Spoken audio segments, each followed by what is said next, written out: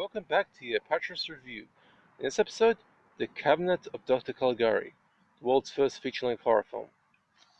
Hi there, welcome back to the Apatros review. I'm your host, Milo Sipka, and join me as I take you in the wild world through science fiction, action, and horror, all from a personal 1200 disc strong collection. In this episode, I'm looking at the world's first feature-length horror film, The Cabinet of Dr. Caligari, which was a classic of the German expressionist film, also one of the first. And a film that's in the century since has been available in numerous public domain DVD releases and also special restoration prints. My personal copy at this time is a Bounty Films disc, which you just saw, which is rather cheap, but is also one of the better public domain sources around. As soon as the Centennial version is available, I will try and get it. Hopefully, that is. Anyway, I should make a note that this will not be an academic review, rather a simplified review for the layman, as is the style I go in my reviews. There are whole textbooks written about this film, and I don't want to bore anyone with detailed examinations of every single frame of the film. Instead, I'll offer a brisk and easy to understand layout of the film's origins, the production, and what I personally saw in the film. I won't be getting into the subtext too deeply, since this particular film is capable of meeting many different interpretations of different people, and besides, it's just basically film politics. Although I will give a generalization of what the common interpretation is about, all done this way to give you a reasonable layman's version of a detailed review. Let's get started, shall we? Now, the story. The inmates at a lunatic asylum have a discussion about the experiences of a particular woman. One of them tells a story about a strange village near the German-Dutch border where a hypnotist named Caligari is allowed, after some interference with the town clerk, to showcase his sidetrack to the town, that of a somnambulist named Cesare, who has been asleep for 23 years. When he awakens to greet the crowd, he informs one of the audience that he will be dead by dawn. Sure enough, the audience member is found dead the next morning. The dead man's friend attempts to conduct a rather Scooby-Doo style investigation, but even with the police arresting a stranger who tried to commit a copycat murder to take advantage of the situation, Caligari and his pet go on to kill others and to capture the attention of the victim's friend's girlfriend, which goes a little on the side of awry. The Cabinet of Dr. Caligari is a German expressionist film from the silent era that has gone down into cult legend in the century that has been around so far. It is the world's first feature-length horror film, the first film to break cinema's grip on reality completely, thanks to its innovative set design, and transform the horror genre into a significant force, as well as allowing German filmmakers to experiment with techniques that have gone on to becoming standard for the genre. And it's pretty much the world's first subjective film, a film that's not really based on reality. This is quite possibly, in my opinion, the most influential film in the horror genre, aside from Nosferatu, and even more influential and a good deal better than likes of Metropolis, and more economical too. While many details about the making of the film will never be made clear due to wildly differing stories and recollections, what is indeed clear consists of the following history outlined in the review. Writers Hans Janowitz and Karl Mayer got the idea for the film from several sources. The main story was based around Janowitz's experience of spotting a strange man lurking in the shadows of the carnival he was visiting. The next day he learned that a young girl was brutally murdered there, and that strange man was present at the girl's funeral. Janowitz couldn't prove that the man did anything, but he did form the main story out of the incident. He also claimed to have gotten the name of Caligari from a rare book, but since the book could not be tracked down, some claim that he simply made that one up. Janowitz and fellow writer Karl Mayer were introduced in June 1918. Both were flat broke and were psychologically scarred by their experiences in the Great War, World War I. Both were pacifists who hated the war with a passion, but while Mayer managed to fake being crazy in order to avoid being enlisted, and the following serious examinations from an army shrink, which is where the Dr. Caligari character is ultimately molded after, Janowitz served in the war, armed with the knowledge that he will survive thanks to a visit to a fortune teller, which served as a basis for the scene where Cesare predicts the first victim's death at the fair. Both met up and decided to write a story about their perceptions of authority's nature and the role of causing great harm to society. The Caligari character is the allegorical stand-in for the Imperial German government's abuse of authority in commanding common people, Cesare being the stand-in for the common people here, to go out and kill their fellow man for their own purposes, and basically signifying that corrupt authorities are practically insane. Although director Robert Weiner had to add the lunatic asylum framing story to dilute that message and make the film more commercially viable. As for the writers themselves, both Janowitz and Mayer hated the framing device and had to be convinced to not give any bad press about the film.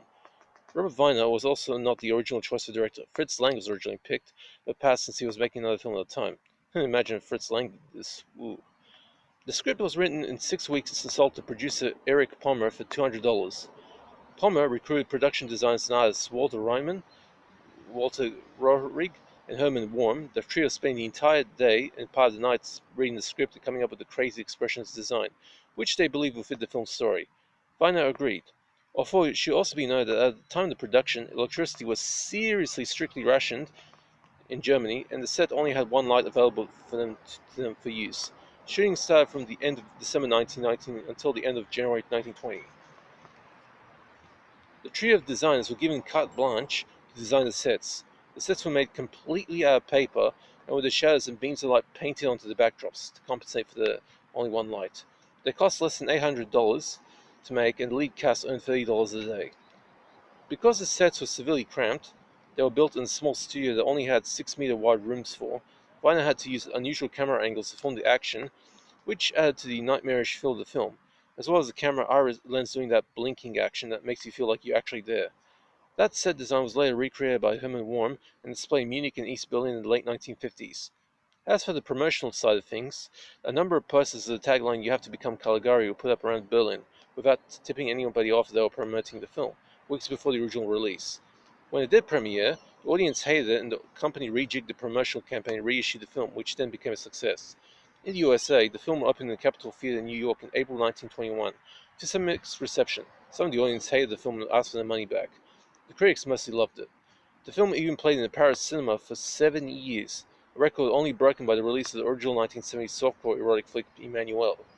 The script was believed lost until the early 1950s, when the actor who played Caligari himself, Werner Krauss, disclosed that he still had his personal copy. The copy was sold after he died to a German film archive and not published until 1995. Now, as for the film's main message, the film was supposed to be a warning against the public's trust in their respective authorities, the result of the experiences Janovitz and Meyer suffered during the First World War. But Weiner's insistence on the framing device changed the story into being the delusions of an insane person. This forever changed the film and actually makes the film something quite unique. There have been very, very few films made since that match this one in its off-kilter worldview. That being said, there were quite a few remakes made over the years. While it is today considered an art house film, the reality is that it was just a commercial feature made in a low budget and marketed in the usual manner. It was the world's first horror B-film cult classic. It was also released right when the embargoes that the other countries imposed on German films was lifted, something that helped Germany considerably. Although France initially resisted the urge to screen the film there, given their antipathy towards German films, the film did get released and become a modest hit. If it wasn't for the Cabinet of Dr. Gallery, other German films might not have had the clout to be made, which is why I consider it to be probably the most influential film ever made. Now, how's my personal opinion of the film? I saw that the whole film was a trip into an unrestrained, ageless nightmare that doesn't drag at all. In every frame, there's always something for your eyes to focus on, even on multiple viewings. Although the film's acting is a little on the hammy side, worst offended being Lil Dagover, the female lead, who really badly overdoes the damsel in distress role, with her eyes looking like they were surgically removed her eyelids or something, and the framing device tends to dilute the film's original intent. The story is robust enough, resembling something of a fairy tale, the original nasty versions of the fairy tales, not the sanitized current versions of today's comic sick child variety, and the fact that this was based on a true story, of sorts, gives it added power. The film is not a full masterpiece, but certainly pretty much a minor one, and undeniably a classic that deserves to be seen by anyone who loves film history, classic horror fans, and even casual viewers, who want to see something a little or maybe a lot different than the usual fare.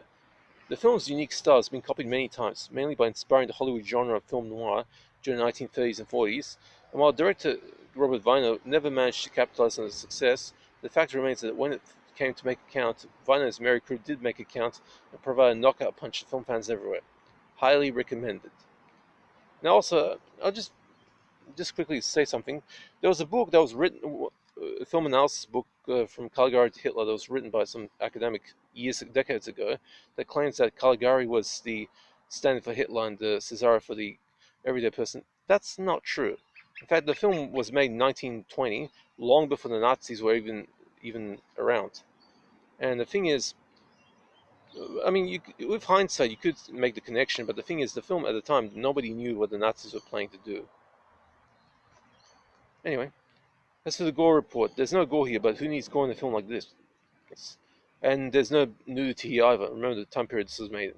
I hereby award the Cabinet of Dr. Caligari an A minus, an 8 out of 10. The first time in this series I've given an 8 spectrum grade to a film. This means the film is excellent and is a minor classic. Now for the DVD.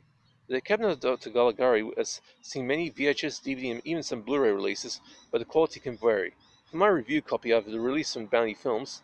Mine are labeled as issued budget releases, classic cult films. They also handled The Thing from Another World and Dark Zone and some other R&B films. That's what it looks like. As for this film, this restoration, they use a 1990s restoration. It looks good enough, as good as a century-old film can get. But there is a problem with the line that appears across part of the screen, stays there for much of the film. Most likely a sprocket misalignment on the master print.